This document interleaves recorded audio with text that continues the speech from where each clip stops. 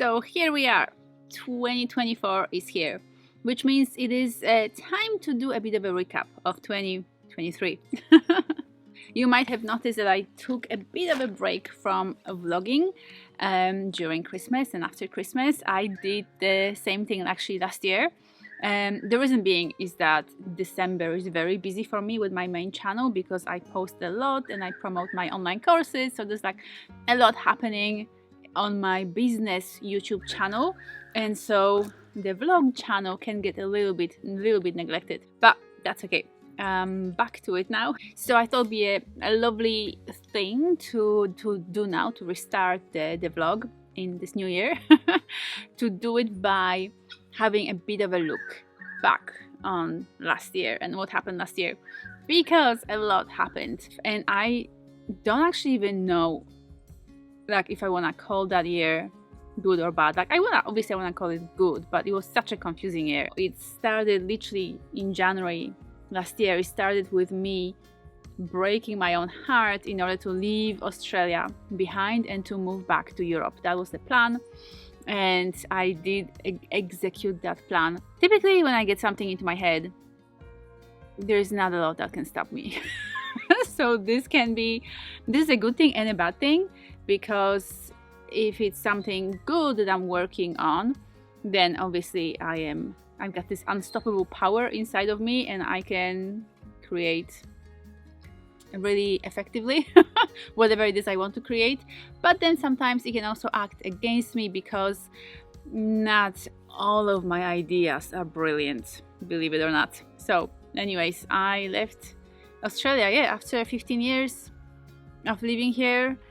I was living in Brisbane at that point, and kind of an interesting thing here is that I actually didn't start vlogging until I was living in Brisbane, and Brisbane was the last stretch of my life in Australia, and it wasn't even the happiest one.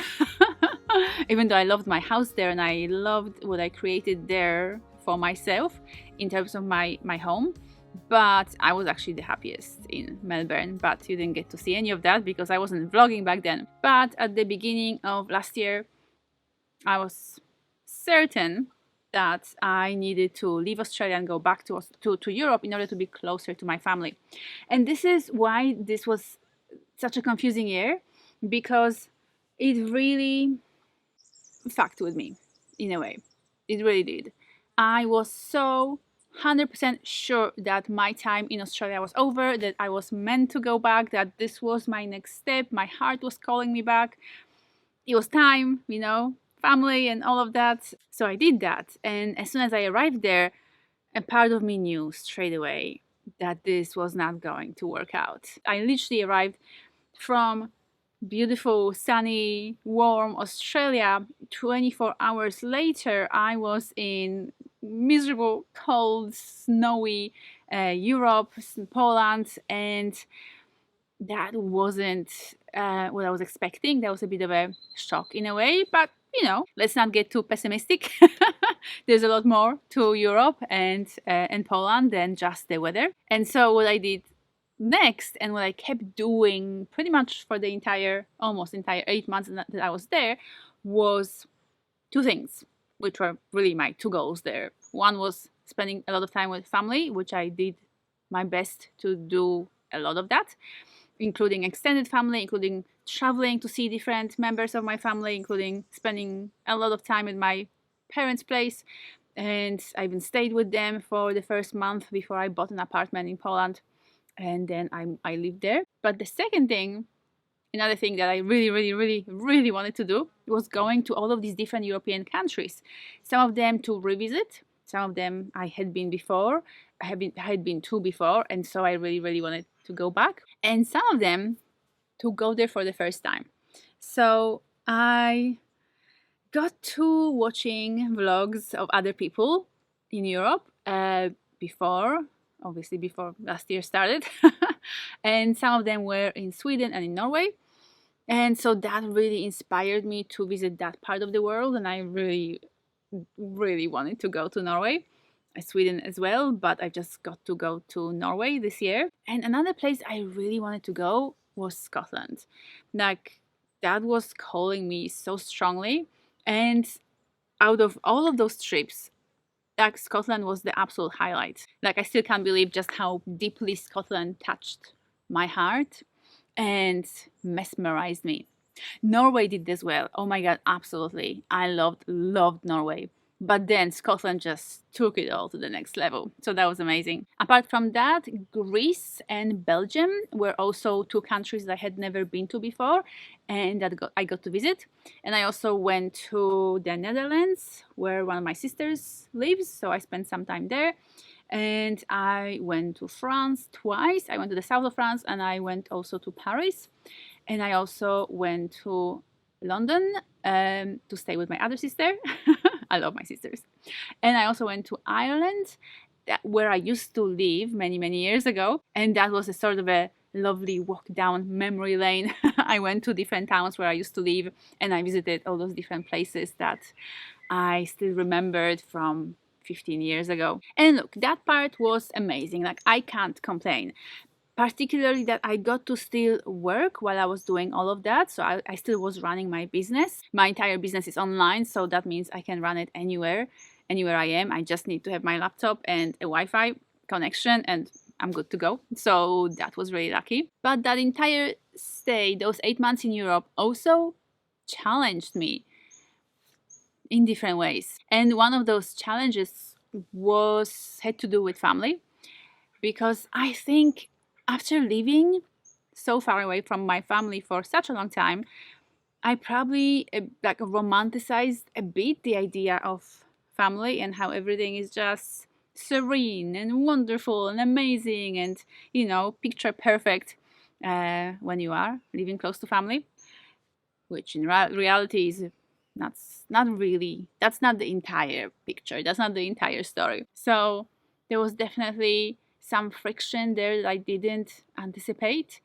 and that really challenged my perspective on what it means to live close to the family. And while I still adore the idea and I wish I could live close to my family, it just kind of, the reality of it kind of verified my romanticized idea, which was helpful. It was surprising, even shocking at some point. I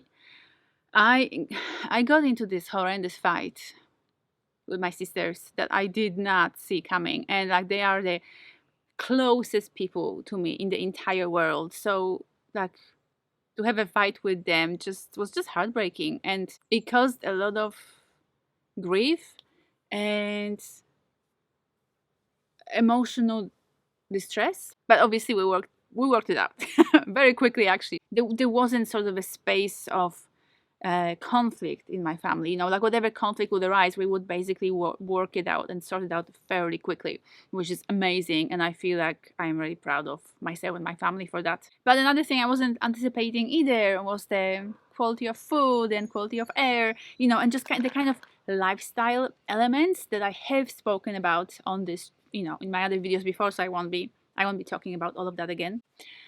I think there are mosquitoes around. Well, the thing is, okay, the reason why I'm sitting outside and I'm filming outside and not in my unit is because I am still in the Airbnb.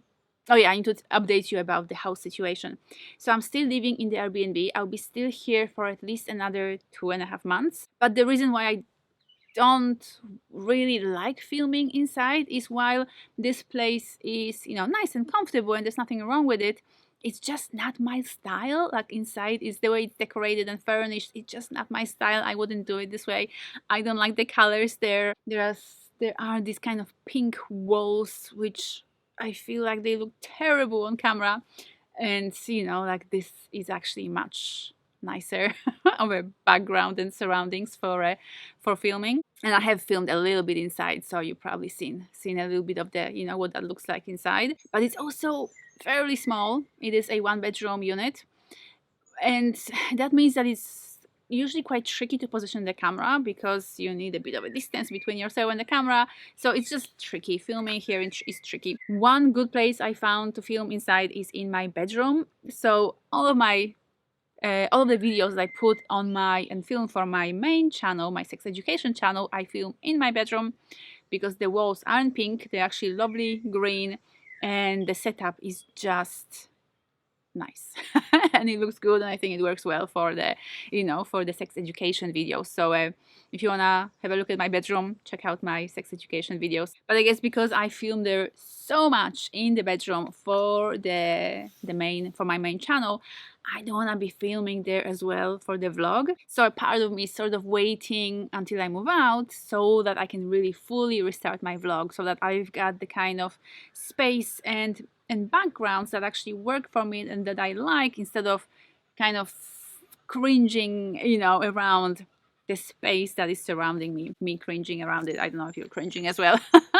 Maybe I'm the only one doing the cringing. So anyways, back to last year. After those 8 months, those 8 months, they didn't fly. I actually felt like the time was passing so slowly, maybe because I was so often focused on waiting. When you're waiting for something, obviously time doesn't pass as quickly as when you're busy doing things. And I was quite often aware of just how much I was waiting to come back to Australia. And I did have a very solid deadline for that, because in early September, one of my sisters was getting married. So it just worked very well. Like, I really wanted to stay for that, and it just made sense for me to stay for those 8 months, do all the traveling within Europe, spend all the time with my family that I can, and catch up with them properly after being away for such a long time. It just made sense to stay until the wedding and then to fly back to Australia after that. And that's what I did. But it's kind of still blowing my mind just what a mindfuck that was. Like, I'm glad I went to Europe. I really had a lovely time there. Plus all the discomfort and cultural shocks and all of that. But to think that I wanted something so strongly, that I was so certain that this was my next step, and that this was the next thing to do. Like, I was so sure of that when I was going to Europe. So I did all those big things. I sold my house. I got rid of all my stuff. Whatever I didn't want to get rid of, I packed it all in boxes and I shipped it off to Europe. I even rehomed Rosie, my cat, that I adore with all of my heart. So I did all those things. I packed up my life in Australia, and I was like, done. And then I arrived there, and the more time was passing, the more sure I was that this wasn't where I needed to be. And in a funny way, I feel like this was maybe like my very round the world kind of way of coming back to Melbourne. Because one of the reasons, apart from really, really wanting to be close to family, one of the reasons was that I was basically quite lonely in Brisbane. I've got a lot of friends here in Melbourne, but in Brisbane, not that many. And so even though I kept trying to create more friendships, it just didn't seem to work. And so I ended up feeling quite isolated and quite lonely. While the original reason why I left Melbourne over 6 years ago, in order to travel and live in Byron Bay, Sydney, Gold Coast, and then Brisbane. Like, the reason to leave Melbourne was not because I was unhappy or anything like that. I was very happy in Melbourne. It's just that I started to feel a bit restless, and I wanted to see more of the world. So, or more of Australia at that point, because I kept exploring the east coast of Australia, and I kept living in different places on the east coast. So then when I was done with that, I thought that I was done with Australia, and that's why I returned to Europe temporarily. But what makes a lot more sense to me now is that I was basically done with Brisbane, and it was time for me to return to Melbourne. And so I kind of needed to go around the world, spend 8 months in Europe, travel to 10 different countries, and then go back to Melbourne, where I was supposed to be. My strong sense is that this is where I belong, and this is where I will stay now. But obviously, there's no guarantees. Every time I move, I feel like this is it, and I'm staying here. But this time, it does feel like this is it. So I returned, very happy. I got Rosie back, which was amazing, and we've been happily reunited and living together since. And I've been so content and satisfied with that decision, with being here. I mean, I've been here since late September, and I started looking for a house last year, and I am now in the process of securing a place, and we've already signed the contract. So now we're just waiting for the finance to come through, and I got a building and pest inspection happening next week. So that just once I know the results of the inspection and the finance goes through, like the contract will go unconditional, and we'll be settling on the 21st of March. So that's why I said I'm still staying in this unit for here for at least 2 more months. Another lovely thing happened since I came back to Melbourne that I haven't told you about, and that is I started dating someone. And because it is such a fresh connection, it's only been going for about 2 months, I won't be telling you more about it yet, but I am seeing someone, things are going really good, and I am very, very happy. And in business news, things have been wonderful. I finally reached that milestone that I've been looking forward to, which is having 500,000 subscribers on YouTube, on my main YouTube channel, which is so exciting. And I got to really test my business in terms of just how sustainable it is and just how reliable it is when I am moving geographically, when I am in different places, when I run my business literally on the go, wherever I am. And that part worked out so beautifully, and I'm so happy and so excited because not only my business survived and supported me throughout that entire year, but it actually thrived, and thrived to the point where I did buy a place in Poland without any mortgage, and now after returning to Australia I am able to buy a place here. Obviously I need to get a mortgage now.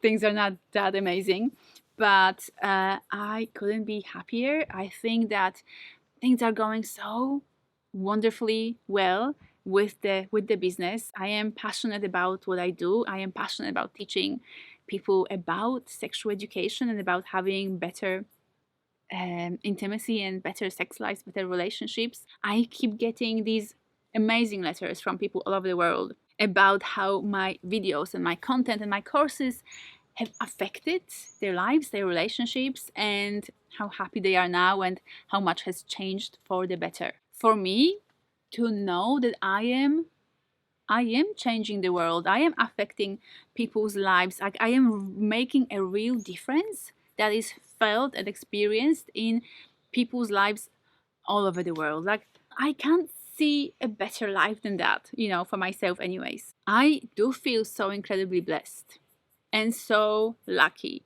to have found my passion, first of all, but then to have been able to take it online and spread it globally. I'm still aware that this is just the beginning. Like there's so many more people that will find my work in the coming years and that will get the benefit of what I teach and what I talk about. So I jokingly like to say that I change the world one orgasm at a time.